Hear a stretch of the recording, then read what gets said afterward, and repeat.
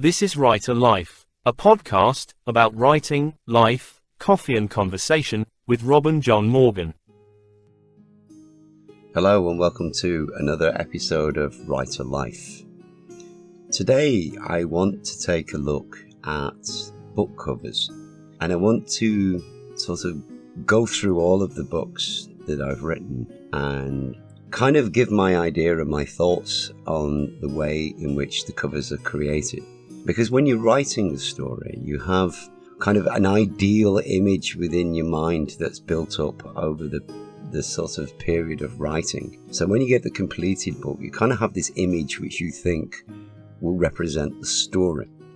And from my point of view, because I'm not a very artistic person, I love to paint, I love to draw, but I'm not really that good at it. And so in the past, I've had to kind of lean onto other people and sort of get them to sort of interpretate my ideas, my images, using their talents basically, so that I can create the kind of covers that I want to create. Because you do, no matter, a book is a labor of love. And no matter how much you put into the writing and the editing, you have this very, very kind of strong idea of what you want that image on the cover to look like. And it can at times be quite frustrating because you really want to get the message across, and it's hard to describe a book cover to someone and get them to see it exactly the same way that you do. And so what I'm going to do today is go kind of through the process of all of the covers, going right back to 2009 when I began the very first publishing journey with the Bowmen of Loxley, and bring it right up through to the present day and where my mind was at that time of creating that book, which is why the cover developed the way in which it did. So today's episode is going to focus on cover creation, and I hope that not just for the reader but for other writers out there who are interested in creating a cover for their books, that will kind of get to see some of the process that I go through myself as the author, trying to work with someone else to get my idea there on paper. It's not the easiest of things to do, trying to get your message across. And when I first began back in 2009 working on the Bowmen of Loxley, I was pretty lucky in so much as a young artist who had kind of given up art slightly was a really good friend of mine, and I wanted to encourage him back into art. And so I had a word with him, and he was reading the very first, very crude manuscript at that time of the Bowmen of Loxley. And so I started to work with him and sort of project my ideas across to him to try and get some idea of an image that would look really, really good on the book. And we spent a lot of time talking, and he did a lot of sketching, and then off he trundled to create what would become the front cover of the very first book, which the first edition was actually published with a different publisher, and that went out in 2009. And it was in 2014 when I did the complete redesign of the books, which are the book covers you see today. But going back to 2009, when I started to work with Louis M. Slater, who was a really up and coming talented artist he's gone on to pretty big things now with the artwork and the design work that he's doing. But me and Louis, we were great mates, and I'm hoping to get him on at some point to talk about his experiences of back in 2009. And we sat for hours talking, and he would sketch ideas on sheets of paper and show me what he had, and then I'd left him alone to go away and create what was to become the cover picture. Now the remit for the cover was, I wanted a picture of the bowman, and I wanted Rune leaning on his shoulder, hugging him from behind, which is something she does quite a lot in the book, and I wanted it within a woodland arena. So that was his remit, and Louis went away and created a wonderful piece of pencil artwork. It's fantastic, and it looked like this. This image is taken, or was taken by me shortly before he actually completed the work. The problem that I had with this was that I felt the image showed or was giving away too much of the story. What I wanted was the bowman, and I wanted ruin stood behind him, and the image that he'd drawn of the bowman was perfect. It was the problem I had was the rest of the picture was given too much. I mean, for those who've read The Bowman of Locksley, you've got the violet flower, you've got the decay of the world, you've got Rowan walking into the river and washing himself clean, having buried his family. And, you know, there was too many elements of the story. There was the rise of the butterfly in the top corner and the archway of Kurt Lee's. So I kind of like ummed and ahed with him and got him to add more detail in certain areas and less detail in others, until I reached a decision where I wanted to focus purely on the bowman image. That was the image that I'd asked for, that was the image that I wanted, and so I wasn't able really to use the rest of the image. And so eventually what I did was I did an edit, and we took a section of his finished artwork and we used that to create what is now the original first edition violet cover with the image of the bowman on it. With the single image of the bowman cut out, we then moved to Photoshop and we started to do some work at removing backgrounds and doing a little bit of colouring. I didn't really want that much background detail in the picture. What I just wanted was that solitary figure of the hooded bowman with his spouse leaning in from behind.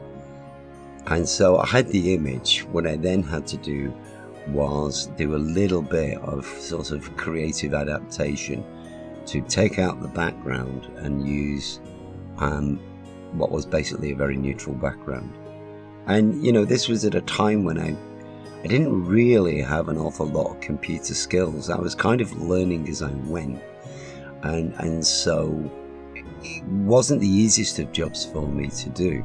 But at that time, you know, I didn't have a lot of money. So everything was done in-house. I was doing it all myself and trying to get kind of that iconic image in my mind that represented everything that the book stood for. The book came out and it kind of set the trend for what was going to be the next 3 books, where I worked with Louis, who would produce large pieces of artwork from which I would cut other covers or cut areas off to create the covers. The second book, I used a much larger aspect of Louis' drawings to create the cover of The Countess of Darkness, which showed the hidden crypt below the House of Good Hope in the story. And when it came to The Darkness of Dunatar, which was the third book, this really posed me with a really big problem, because the principal feature, the feature that stood out in book 3, was the black tower of the Dark One, which was raven shaped at the top. And no matter how much we tried, and quite a lot of us had a go at drawing it, it seemed like an impossible picture to really get down. I can remember back then we were heading towards the deadline and the artwork wasn't done. Louis was really struggling with it. I had a friend of mine trying to do another kind of drawing, and she was doing a more sort of focused on the silhouette of the castle from a distance. But again, trying to get that iconic image together was so difficult that eventually when Louis finished his artwork, what he did was he put together something that was like more of a surrealistic picture with many different images on it. It just didn't work for me. It was a great piece of art, but again, there was too much of the story on view, and it's not what I wanted. What I wanted was a picture of the tower. And so I had to I was running out of time. I was up against the wall with the deadline. And so I had to use the best aspects of it that I possibly could. And I repeated the technique that I used on The Bowman of Locksley, in so much as I focused on one area of the image that would give me the part of the story I really wanted, which was the eyes of Billy and the castle itself, because that was the primary focus of the story. And so that became the edit that I cut, I played around with on Photoshop, and then used for the final book.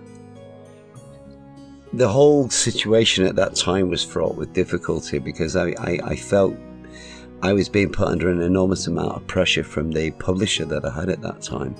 I wasn't thrilled completely with the cover. It wasn't what I wanted, and it is so hard when you're the author to describe what you actually want. And if you're going to work with an illustrator and you're going to work with an artist, you've really got to get them to kind of see the world through your eyes. And it's a terribly, terribly difficult thing to do. And,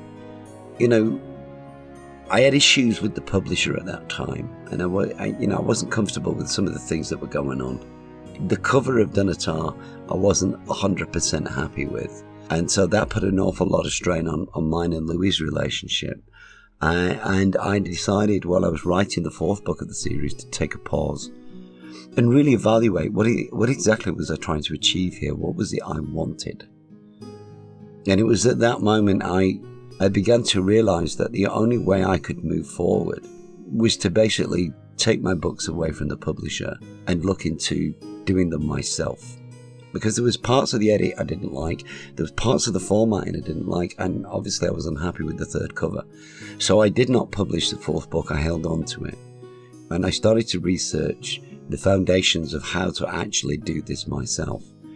And that took 2.5 years, which is a long time to wait for another book.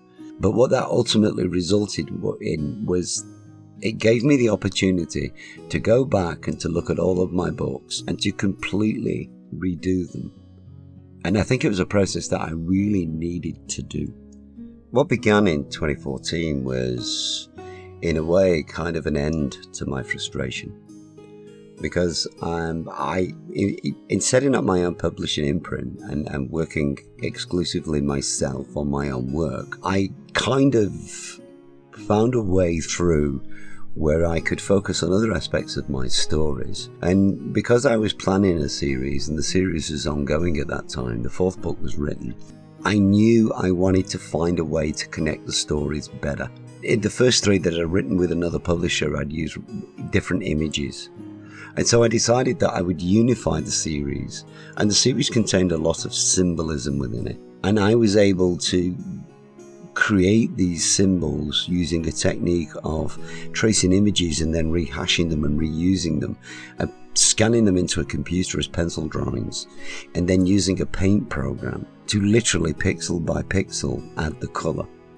The early images weren't that great, but I'd been working on it for a good amount of time because I was building the Heirs to the Kingdom website, and so I was using them on that.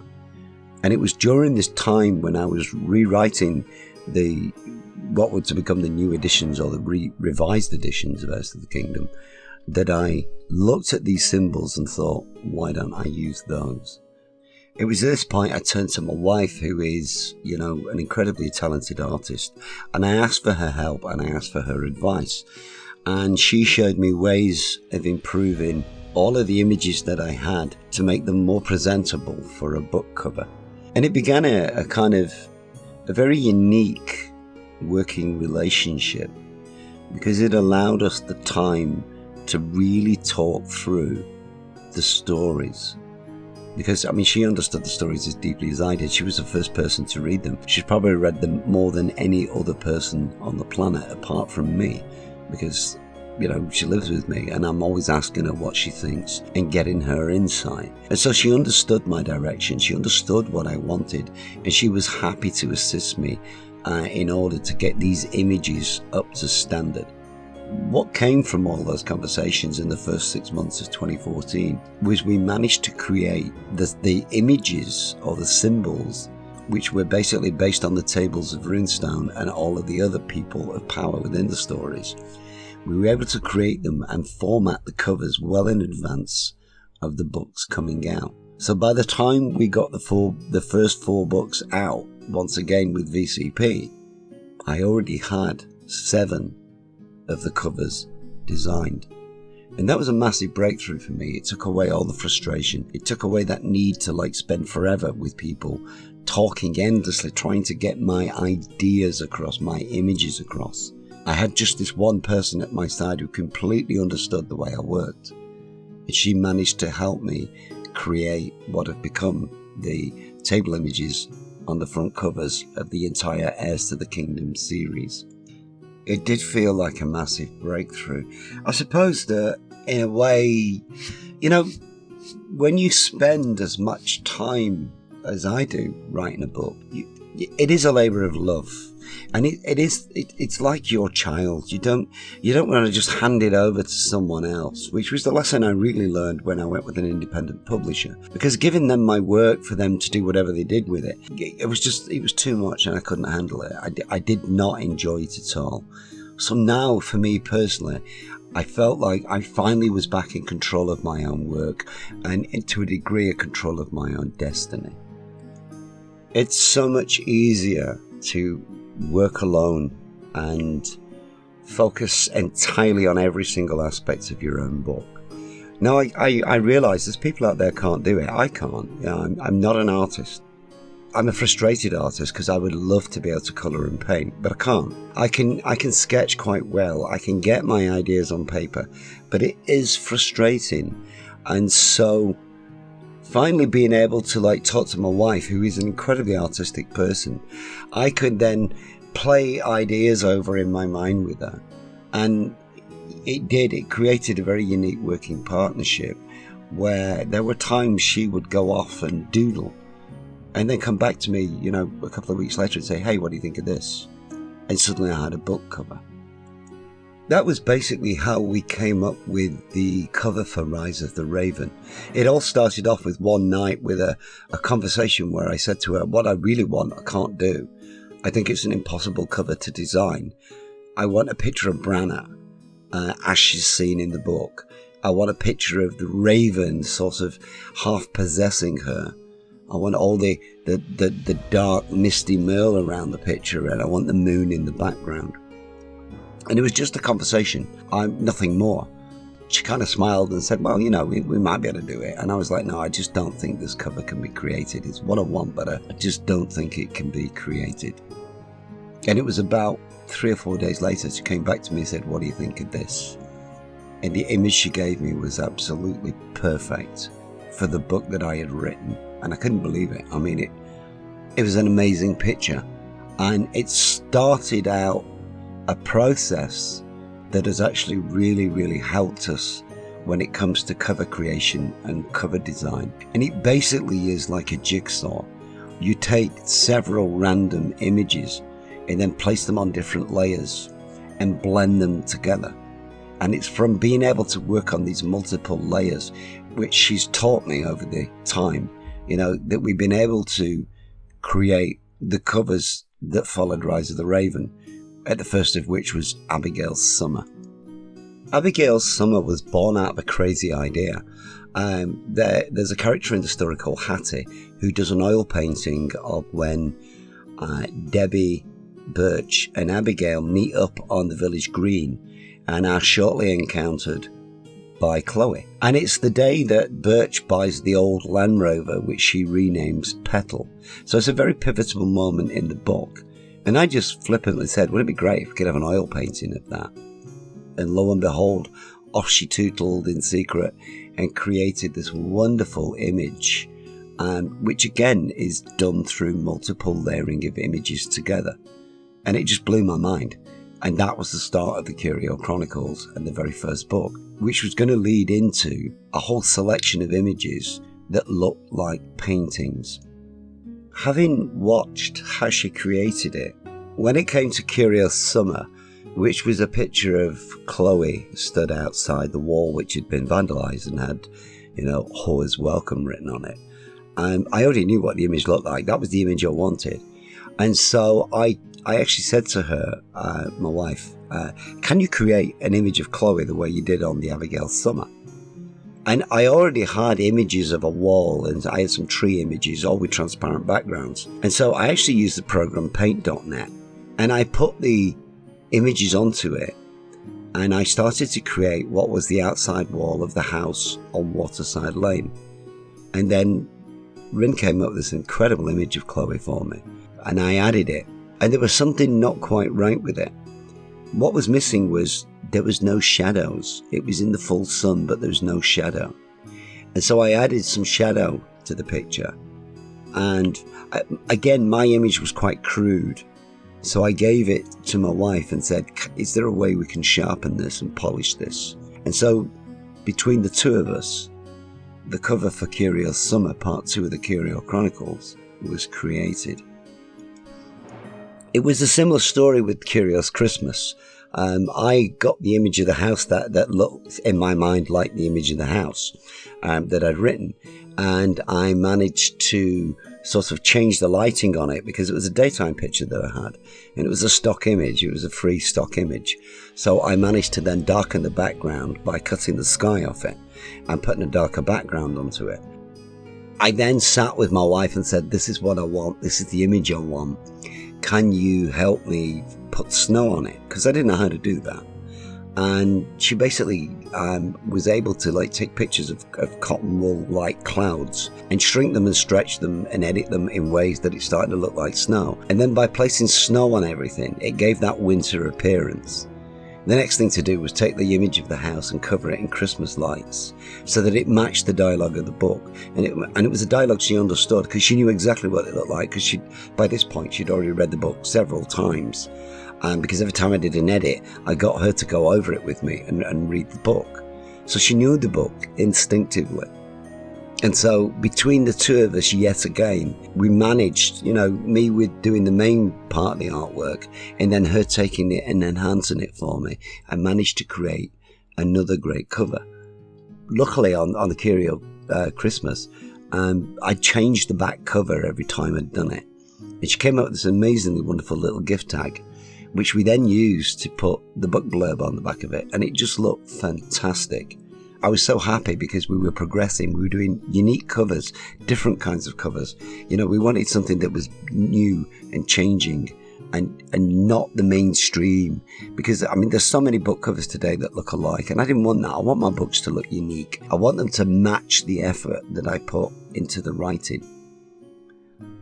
The next book that was to follow Curious Christmas was going to be my biggest hurdle.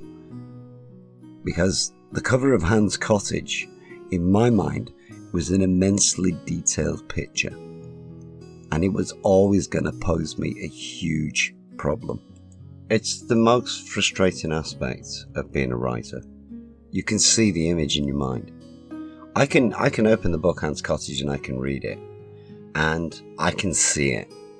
I know exactly what it looks like. I know what the roses around the archway over the door look like. I know the colour of the door. I know what the gate looks like, the path looks like. I know what kind of flowers are growing outside of the path and along the wall. I even know the colour of the gravel drive. And so this image is in my mind, and it's getting that out and onto a computer so that you can see it, the reader can see it. That is the most difficult, most frustrating aspect of designing the covers. And I had lots of conversations and I kept saying to my wife, I can see it. I can actually see it. And then her response was, well, you know what? You're pretty good at sketching. Why don't you sketch it? Just give me a rough idea of what you can see and I'll see if I can help. And so that began the process where I sat down with a pencil and I began to draw what I thought Hans' Cottage looked like. I sat for 3 days, I think it was, with a set square and a ruler and several different kinds of pencil. I'm no good at getting proportions right. I always, whenever I paint anything or draw anything, the proportions are always wrong. But I could see this image in my mind, and so I kind of very, very slowly and carefully used what little tech drawing skills I had from school. And I was able to sketch out a very crude version of how I saw the cottage, which you can actually see illustrated above in the video imagery here. It wasn't perfect, it wasn't brilliant, it certainly wasn't cover worthy, but at least it gave my wife a chance to actually look at it. And I was like, do you see where I'm going now? Do you understand this? This is what I want. This is how I want to get the book cover to look. Is that even remotely possible? Her response was, paint it, add some colour and let me see it. And so for a further week, I went out and I actually bought myself a load of watercolours and a load set of brushes, and for a week I sat putting together and painting what I thought the cover it would look like, because I was trying to recreate that image in my mind. Now obviously working in horticulture really helped, because when it came to the plants I understood the colours, I understood the textures, I understood the shades, and so I could, to a degree, in my own not so great style, actually create a picture that matched the one in my mind. And although it wasn't a brilliant picture, it probably gave my wife a better idea than anyone ever had on how I wanted the book to look. And of course, once I'd painted it, I then asked the most obvious question: how do I take this and digitize it and make it look professional? I knew straight away there's no way I could do this. You know, I had the image I saw in my mind as a painted picture, but I had no idea how to even begin to do this. And this is where, for the first time in a very, very long time, I really leaned on my wife for help. And really, I got to see a part of the process that I understood, because we'd talked about it and I'd seen small amounts of it. But I sat with her one afternoon, and I cannot deny, watching the process of creating the cover absolutely freaked me out. It was like nothing I'd ever witnessed before, and yet it was just mind-blowing to see how she put the cover together. I honestly had no clue how she would do this, and she started by taking a photograph of my original piece of artwork and then cutting it into a frame so that basically she got what she wanted in the painted image. And then she began to layer the pictures, layer by layer. And at first, I'm not going to deny, I was watching her do this, and because I had no clue how to do this, and I was a little bit freaked out, because I was thinking, well, how is this what I want? Because the very first thing she did was to start with the gravel drive, and she just put this huge block across it. I think it's one of those moments where you really have to trust to the process. But I can honestly say, as she added the next layer, I didn't have a clue what she was actually doing. My painting was being buried, and not in a way that made any sense to me at all. After the gravel came this large strip of grass, which went right up to the front door and halfway up the windows. And I was like, no, the grass needs to be lower, because that's where the garden is. And she just smiled and said, trust me. Seeing the way she placed the path on the grass, honestly, I was struggling to really understand what she was doing and trust her, because to me, the picture just looked crazy. It looked nothing like what I wanted. I think it was at that moment that I really began to understand how her mind was working.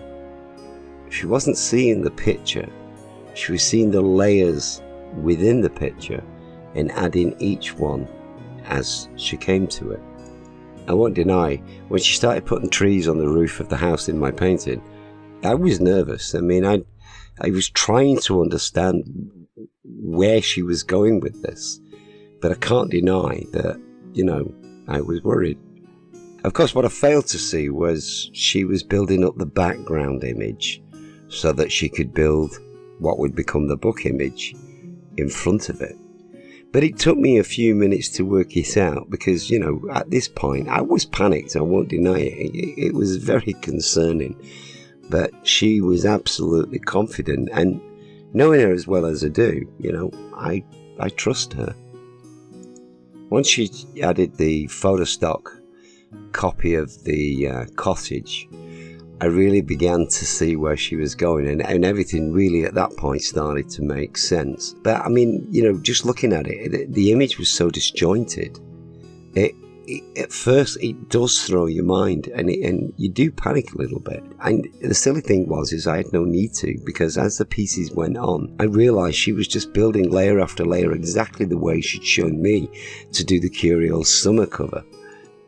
I think what I never really understood was that when it comes to creating digital artwork, my wife approaches the artwork exactly the same way as I approach the writing. Not only is she thinking of the cover as a whole, she's also thinking about all the different multiple layers within it, which is something that I do as I write, because I'm constantly working all the different layers of the characters and everything into the narrative of the story. And she really had the same approach. And it was clear to me from all the conversations that we'd had in the past about the things I write, that she could see my image of Hans Cottage in the same way that I could see the writing that I did. And it was very structured, and piece by piece, like a big jigsaw, it was all added together as she built up what would become the final image of the cottage. It really is a fascinating process to observe, and I kind of started to really understand what the final image was going to look like, and all I could do was just sit back and wonder, as like a gate appeared and the flower beds grew and the trees either side came in. The cottage had originally started off with this very sharp edge, which I didn't like, but as she layers each layer on, the depth of the picture really began to stand out. And what I'd drawn, basically, and painted, became a complete photographic image of what was going to be my book cover. And it was everything that I'd imagined it to be. It really was an amazing learning process for me, because, basically the cover of Hans Cottage became an original work simply by throwing together loads and loads of different random images, and it's almost like a patchwork quilt as layer after layer after layer was created. And this is paint.net. It's not the world's leading Photoshop program, and yet she was creating this image for me which was of Photoshop quality. And the whole process really opened my eyes, and all I could do really was just marvel at her for the amazing way in which she was applying her mind to basically draw in the same way that an author would write. Just seeing the last few images get added as she built the wall and added the trailing flowers, put a few weeds on the drive, the picture just came alive, and it was everything that I'd wanted for the cover of the book. So as the final pieces fell into place, when she looked up, and I was delighted. I was all smiles at this point, because then, having been panicked earlier, I really understood then what she was actually trying to achieve with this image. And finally she asked, well, what do you think? And I was like, it's perfect. It's Hans Cottage. It's exactly as I can imagine it. And it's mind-blowing. It was this wonderful piece of artwork, which, it was superb. And then, I said to her, well, it's a great photograph, and it's kind of like a digital image, but, Shelley paints the cottage in the book. It's one of the things she does. She paints with watercolours and acrylic. So can we make it look like some sort of watercolour or acrylic picture? She applied filters to it, the first of which was a gouache painting. And it did look good, but it wasn't quite there. So she said, well, let's have a look and see what it looks like as an oil painting. And she put the filter on that, and it looked great. And then she added the watercolour. And again, it was happy, but it just wasn't quite there yet. So she looked at me and she just said, well, I tell you what, why don't we put them all on and see how that turns out?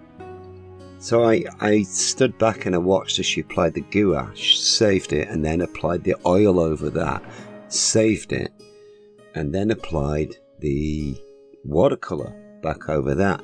And it did look really, really good. But it wasn't quite there, and she did a little twinkling with the tinkering, I should say, with the light and the shade, and she played around with it, and it almost out of nowhere, what we named as a little bit of everything became the image that you can see on the screen now. And it was the perfect image. It was exactly what I wanted for the cover of the book, and I was just so delighted. And I could see it in my mind with the letters written on it, and it really was absolutely everything I'd imagined when writing the story. All that was left was to format the words and the text on the front cover, and over a period of a couple of days we looked at everything that we could use, and we settled on what became the cover. And I cannot deny, I just think it's absolutely the perfect cover for the story of Hans Cottage, which is a beautiful and enchanting story. The final digital proof of the cover, it's just absolutely perfect.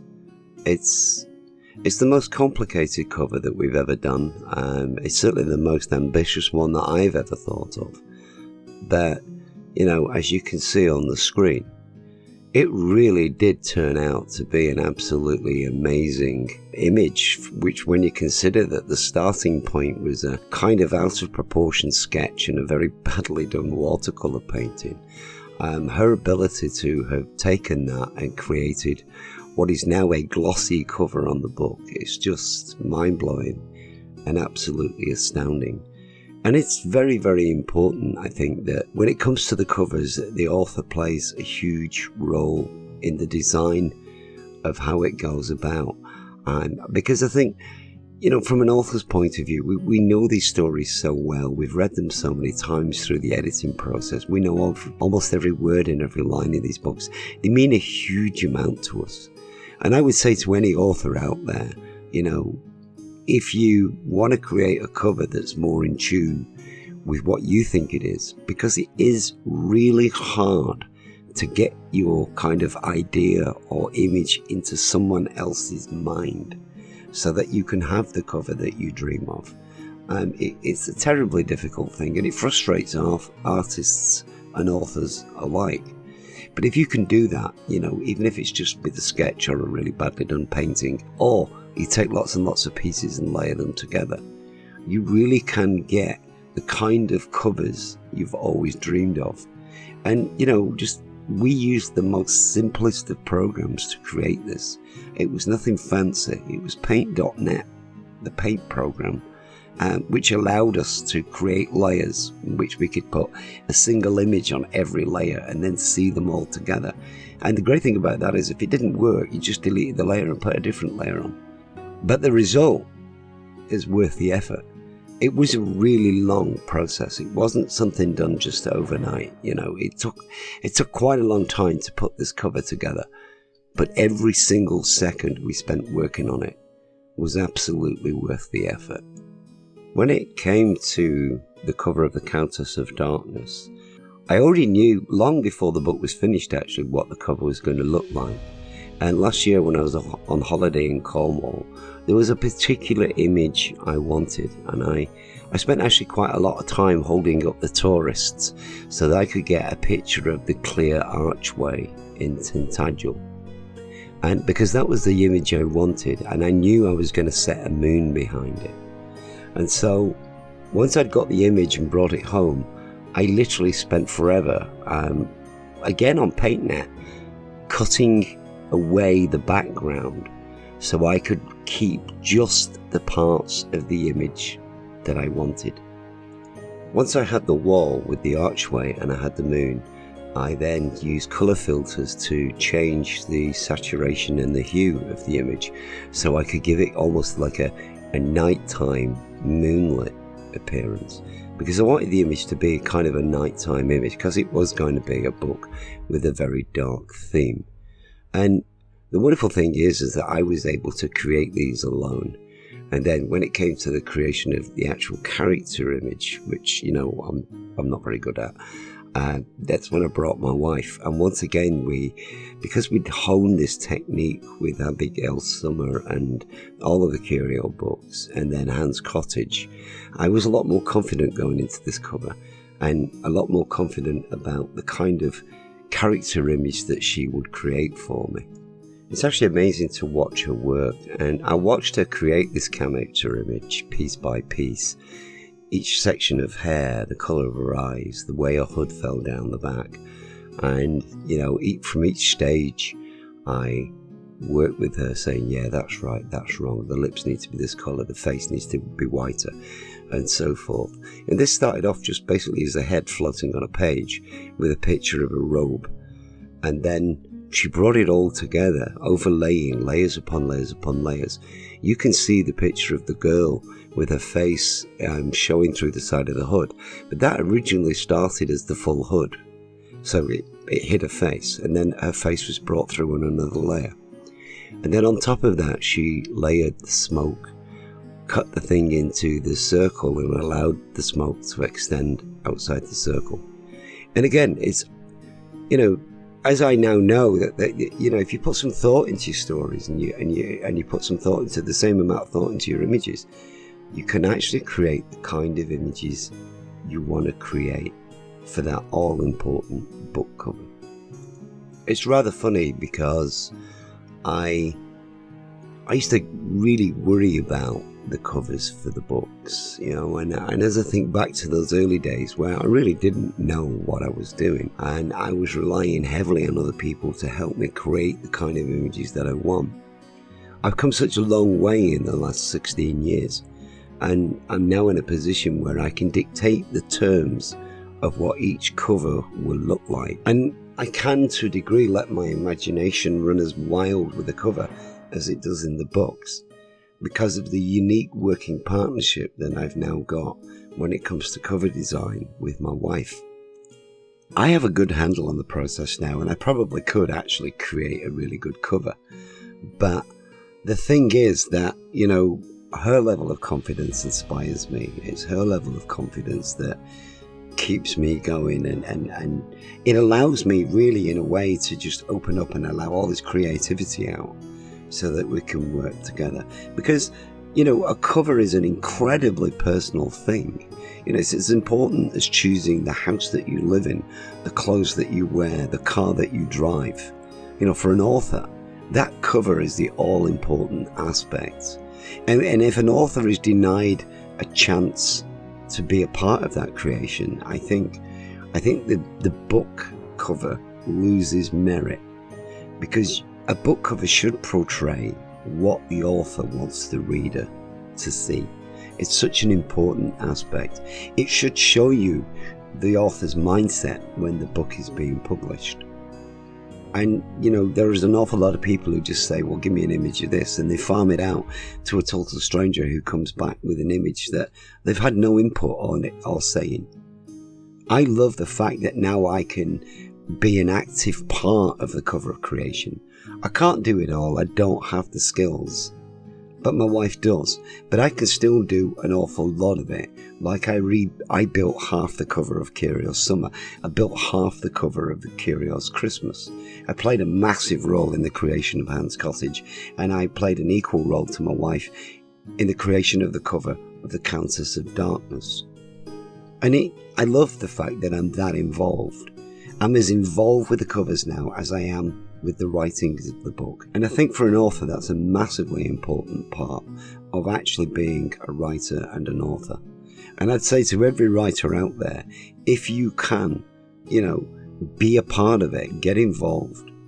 And hopefully, when a reader sees the cover of the book, they understand that that's what you want them to see.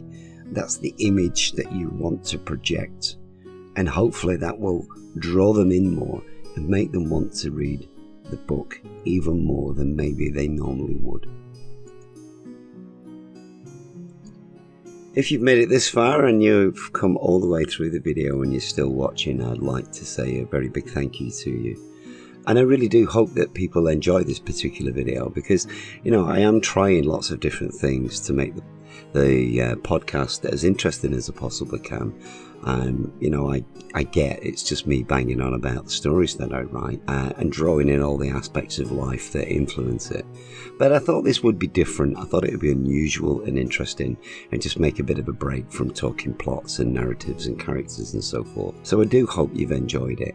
If you have, please, if you could drop a like on the video or even subscribe to the channel so that I can build the channel up and get a much wider viral reach. Because I'm still a relatively unknown writer. I've got loads of books out there, but I've got a long way to go before I really start to get the interest of many. And platforms like this, I hope, will help to encourage that. So thank you very, very much for tuning in and listening today. It's deeply, deeply appreciated. And I will be back next week with a different podcast.